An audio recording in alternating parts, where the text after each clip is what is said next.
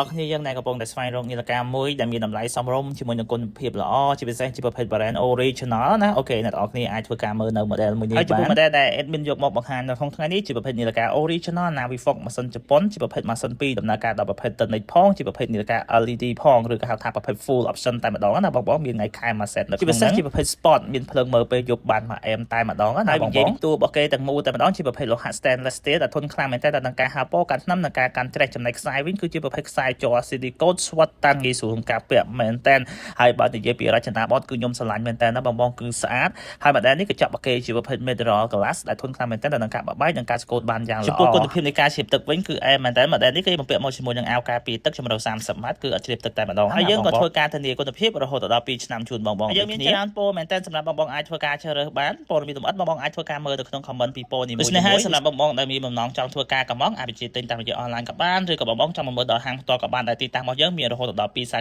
ខាទី1នៅខាងអគារបរិយាកាឡាទៅមុខនឹងផ្សារដេប៉ូហើយសាខាទី2របស់យើងនៅក្បែរផ្សារស្ទឹងមានជ័យចាស់ពណ៌លម្អិតបងតាក់ទងមកកាន់ page ឬក៏ Telegram បាទ